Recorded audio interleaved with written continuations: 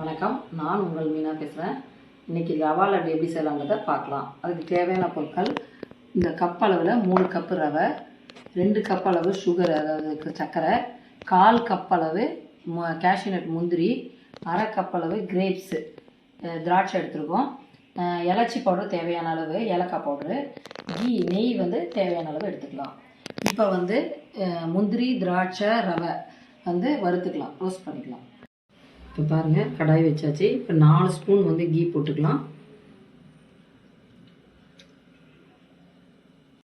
பாருங்கள், சூடாயிடுச்சு கீ. இப்போ முந்திரி போட்டுக்கலாம்.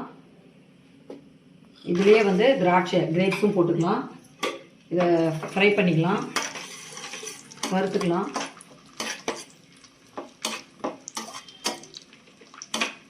பாருங்கள், ஃப்ரை ஆயிடுச்சு. இப்போ ரவை போட்டுக்கலாம். இது ஒரு 5 மினிட்ஸ் சிம்மிலே வச்சு வறுத்துக்கலாம். இது பாருங்கள், 5 நிமிஷம் ஆயிடுச்சு. ரவையும் ஸ்மெல்லு வருது வாசமாக. இப்போ இந்த டைமில் நம்ம இறக்கிடலாம். அடுத்தது நம்ம பாகு காய்ச்சிக்கலாம். அதுக்கு 2 கப்பு சர்க்கரை போட்டுக்கலாம், 1 கப்பு தண்ணி ஊற்றிக்கலாம். இப்போ நமக்கு இது கம்பி பதம் வரணும்.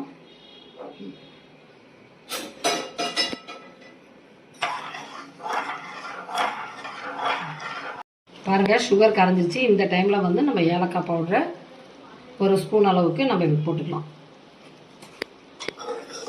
இப்போ இன்னும் வரல, கம்பி பதம் வந்தது காமிக்கலாம். இப்போ ஒரு கம்பி பதம் வந்துச்சு, நிறுத்திடலாம். பாருங்கள், இந்த கம்பி பதம் வந்துச்சு. இப்போ ரவையில் அதை ஊற்றிக்கலாம்.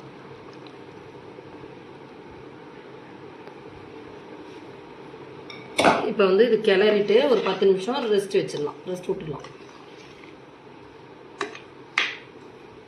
அப்போ தான் நல்லா கொஞ்சம் ஊறி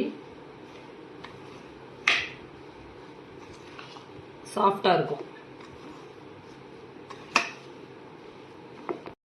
பாருங்கள், ஒரு 10 நிமிஷம் ஆயிடுச்சு, எல்லாமே ஊறிடுச்சு. இப்போ நம்ம உருண்டை பிடிச்சிக்க வேண்டியது தான். இந்த மாதிரி உருண்டை பிடிச்சி